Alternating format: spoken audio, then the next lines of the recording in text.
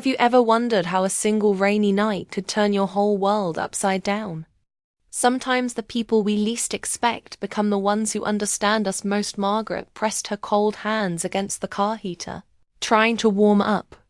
Rain poured down outside, sliding across the front window like endless tears.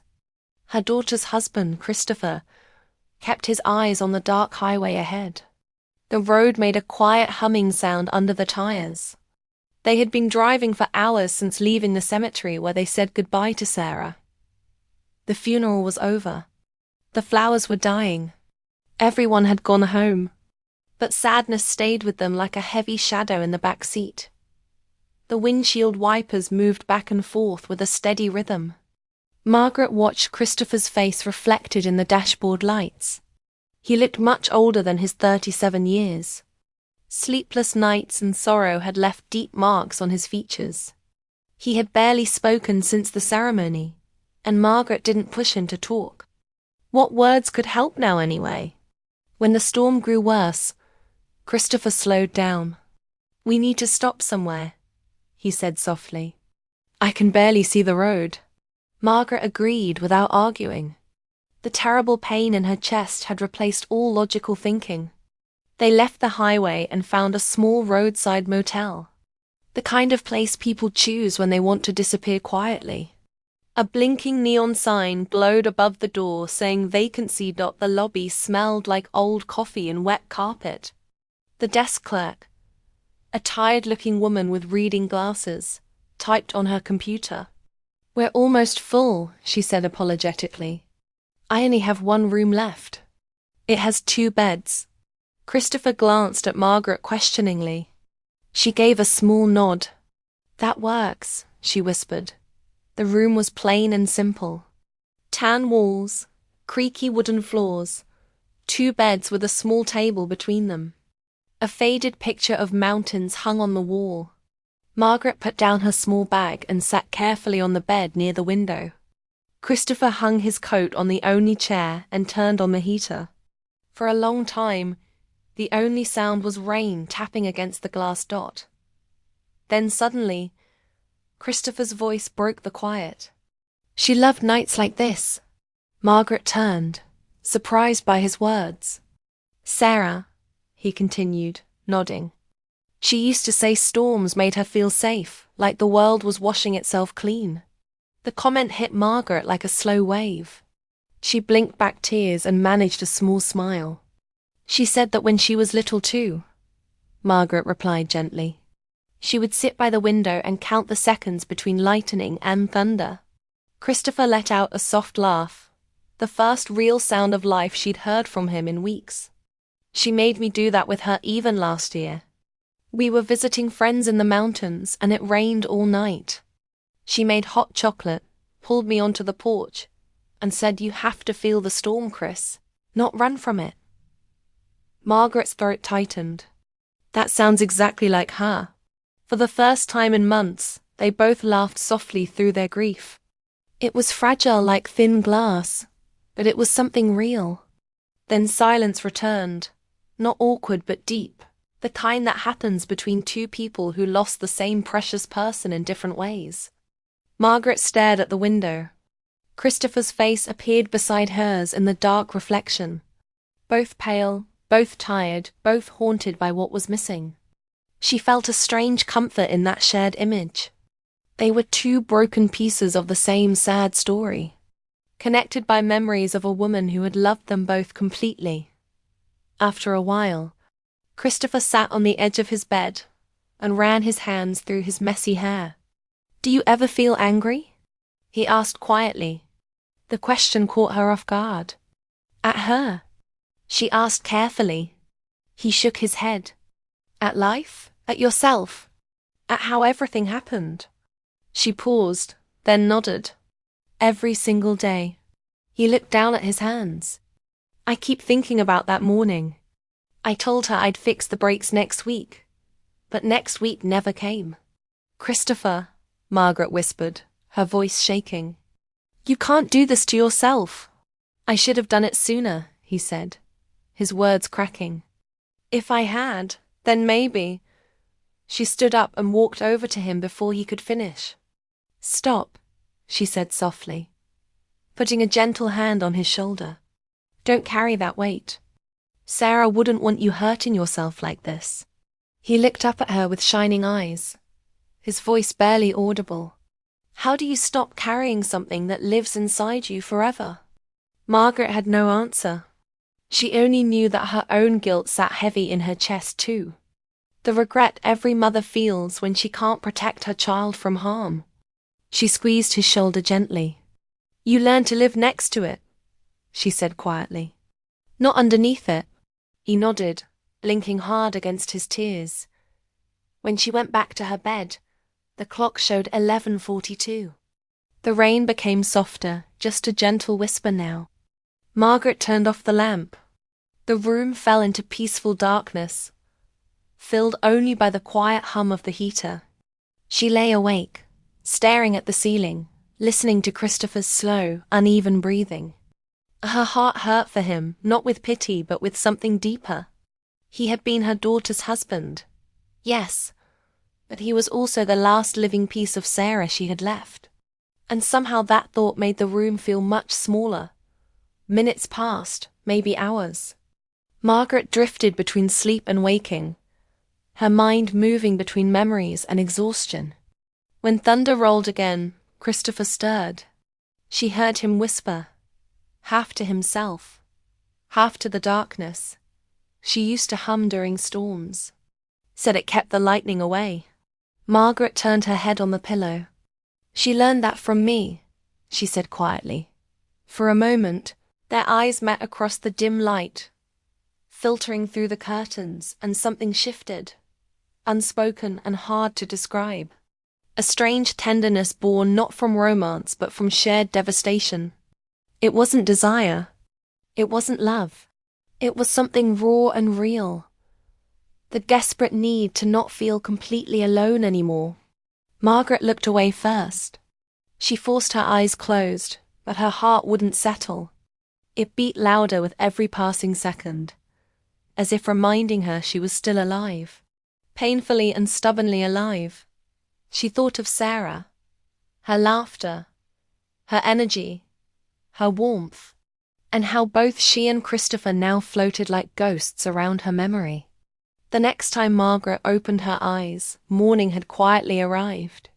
Pale blue light filled the room, painting Christopher's sleeping face in soft shadows. He looked peaceful for once, the harsh lines of grief temporarily smoothed away. She sat up slowly, watching him. For the first time, she saw him not as her son-in-law, but as a man who had loved her daughter deeply, a man who had lost everything important and no longer knew how to keep going. And something inside her cracked because she understood him completely. The emptiness, the crushing silence, the desperate wish for something, anything, to feel real again. Her throat tightened.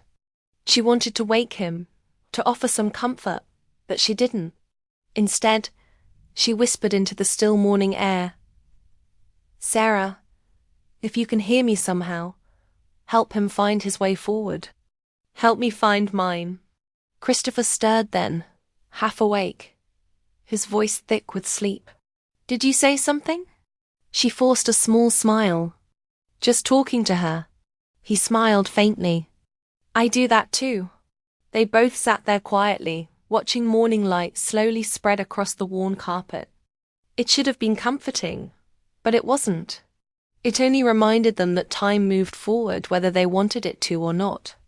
Then Christopher stood, stretched, and said softly, "We should get going soon." Margaret nodded, though her chest felt weighted down. She didn't want to leave this temporary shelter. This room had become a strange, safe place where their grief could exist without judgment. But they packed their few things and got ready to leave. In the parking lot, light rain misted down. Christopher loaded their bags while Margaret stood by the car, staring at the grey morning sky. "Margaret," he said quietly. She turned. "Thank you." "For what?" she asked, genuinely confused. "For everything," he said. facing her completely.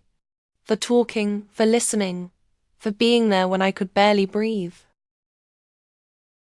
Her throat tightened. You don't need to thank me, Christopher. We both needed someone who understood. He nodded slowly, then hesitated. Still, I don't think I would have made it through this week without you. She looked at him, really looked at him, the exhausted eyes, the quiet sadness, and the gentleness she hadn't expected to find again at this point in her life. You're stronger than you think, she said softly. He smiled faintly. You told me that before. I meant it. They stood there several seconds longer, neither moving, neither wanting the moment to end. Then finally, Margaret opened the passenger door. The autumn wind brushed her face, cool and calm. Christopher walked to the trunk to get her bag. She reached for it, their hands touching one last time. Take care of yourself, she said gently. You too, he replied. For a long moment they stood there, eyes locked, not as family, not as strangers, but as two souls who had shared something neither could properly explain. Then slowly, Christopher stepped back. I'll see you again soon. She nodded. You know where to find me. He smiled softly and turned toward his car. Margaret watched him drive away until the road curved, and his car vanished from sight. And then, for the first time in days, she was truly alone. Inside her house, everything remained exactly as it had been. The framed photos, the half-read book on the table, the faint smell of jasmine that Sarah had loved. Margaret walked through each room quietly, touching familiar furniture like greeting old friends. When she reached Sarah's bedroom, she paused. Sunlight poured across the bed, lighting up the soft cream-colored sheets. On the dresser sat a small wooden box filled with folded notes. Sarah's keepsakes dot inside. One note caught her eye. It was addressed to Mom. Her hands shook as she unfolded it. Mum, if you're reading this, it means I didn't get the chance to say it again. Thank you for every moment you believed in me, especially when I didn't believe in myself. Please don't spend your life missing me. Live for me. Smile again. Find peace even if it feels wrong at first. I want you to embrace the world the way I loved you. Tears blurred Margaret's vision. Her fingers brushed the words as if they could somehow bring her daughter back. She sat on the bed, holding the note close to her heart. For a long time she didn't move. The house was silent, except for the whisper of wind through the partially open window. And then softly she whispered, I'm trying, Sarah. I promise I'm trying. That night she couldn't sleep. Every time she closed her eyes, she saw Christopher's face, his sadness, his warmth, the way he had said goodbye as if it hurt him too.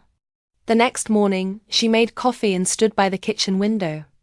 Outside, the world kept moving, cars passing, children riding bikes, people laughing on the street. Life continued as it always had, but her heart felt stuck somewhere between yesterday and tomorrow. Then her phone buzzed. A message from Christopher. Good morning, Margaret.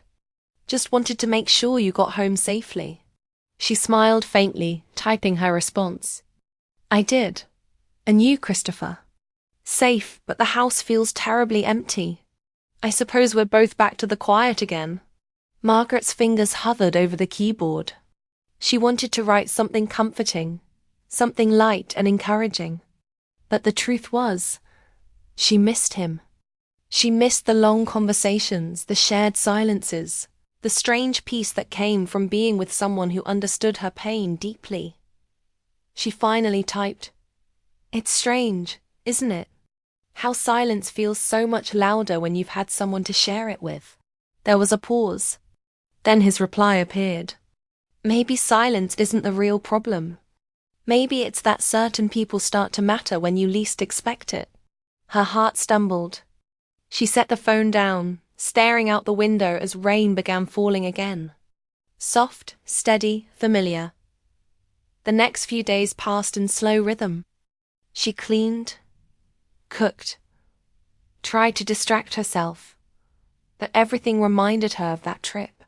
The rain, the coffee, the motel lamp, the way Christopher had looked at her across the dim light. One evening, while sorting old photographs, she found one of Sarah and Christopher together. They looked so happy. Sunlit faces, arms around each other, the picture of forever. Margaret smiled sadly, tracing her daughter's face with her thumb. Then she noticed something else. Christopher's hand resting protectively on Sarah's shoulder, his gaze soft and full of devotion. It was the same way he had looked at her that final night. Her chest tightened. "Oh, Christopher," she whispered. "What are we doing?" Days turned into a week. Then one afternoon there was an unexpected knock at her door. Margaret opened it and froze. Christopher stood there, rain-soaked, a hesitant smile on his face. "Hello," he said quietly. Her voice caught. "Christopher, what are you doing here?" "I honestly don't know," he admitted, running a hand through his damp hair. "I was driving past and I just couldn't keep going." "You shouldn't have come," she said softly, her voice trembling. "I know," he said, eyes filled with guilt and longing at the same time. "But I couldn't stop thinking about you, about everything we said, everything we didn't say." Margaret's heart raced. The rain tapped against the porch roof like a heartbeat. "Christopher, this isn't right." "Maybe not," he interrupted gently. "Or maybe it's just two broken people trying to remember what it feels like to be alive." Tears filled her eyes. "We both love the same person, Christopher. That's what connects us. Not this." "I know," he said. "But what if that love, her love, is the reason we found each other again?" She shook her head, stepping back. "Don't say that." "I'm sorry," he whispered. "I just had to see you one more time." For a long moment they stood there, the rain falling harder, the world blurring around them. Margaret could feel her heart beating too fast, too loud. She wanted to tell him to leave. She wanted to ask him to stay. Finally, she whispered, "You should go, Christopher." He nodded slowly. "I will. But if you ever need someone to talk to, you know I'll be there." "I know," she said, her voice breaking. He hesitated, then turned and walked back into the rain. Margaret watched until his figure disappeared into the mist. Her chest felt hollow, but inside that emptiness was something else, something fragile and precious, like hope beginning to grow. She stepped outside, the rain cool against her skin, the world grey and quiet. Somewhere she imagined Sarah smiling, not in sadness but in understanding. Margaret closed her eyes and whispered, "Maybe this is what healing actually looks like. Messy, confusing, but still alive." The wind brushed her hair, carrying the faint scent of rain and distant thunder. And as she turned to go back inside, her phone buzzed again. "Christopher, I forgot to mention. I found something of hers. I think you should see it." Margaret froze, staring at the screen. She typed back, "What is it?" There was a pause. Then his reply appeared. "A letter. But it's addressed to both of us." The world seemed to stop for a moment. The sound of rain faded, the air thick with something she couldn't name. She gripped the phone tightly, her heart pounding. What could Sarah possibly have written to both of them? Margaret took a deep breath, staring out into the endless rain.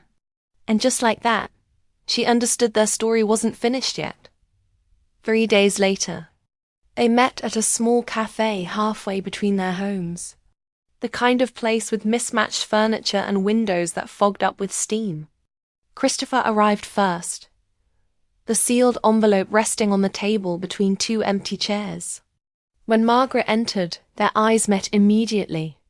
She slid into the chair across from him, staring at the envelope as if it might contain something dangerous. I haven't opened it, Christopher said quietly. I thought we should read it together. She nodded, unable to speak. He carefully opened the envelope and unfolded the letter. Sarah's handwriting, familiar and beloved, filled the page. To Mom and Chris, he read aloud, his voice unsteady. If you're reading this together, then I'm no longer there to say what I wish I had said when I was alive. I know you both. I know how you grieve. Mom, you'll retreat into yourself, convinced you failed me somehow. Chris, you'll carry guilt that isn't yours to carry. So I'm writing this to give you both permission to live again, to laugh again, to connect with others again.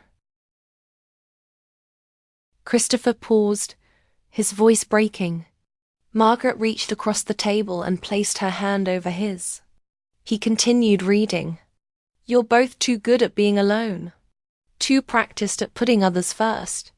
But I need you to promise me something. Promise me you won't waste whatever years remain believing you don't deserve happiness. Promise me you'll be kind to yourselves. And if you happen to find comfort in each other, in whatever form that takes, don't feel guilty. Love doesn't diminish when it's shared differently. It simply transforms. I love you both always, Sarah. Silence filled the small cafe. Margaret's tears fell freely now, and Christopher set the letter down gently, his own eyes wet. She knew, Margaret whispered. Somehow she knew. She always knew everything, Christopher said, trying to smile through his tears. They sat there for a long time, holding hands across the table. Two people who had been given permission they didn't know they needed. What do we do now? Margaret asked quietly. Christopher looked at her, really looked at her, and said, We honor her. We try. We see where this path leads without guilt, without rushing. Just honestly. Margaret nodded slowly. Just honestly. Outside, the rain had stopped. Through the foggy window, the first hints of sunlight broke through the clouds, painting everything in shades of gold. And for the first time since Sarah's death, Margaret felt something other than grief. She felt possibility. She felt hope. She felt alive. The story wasn't over.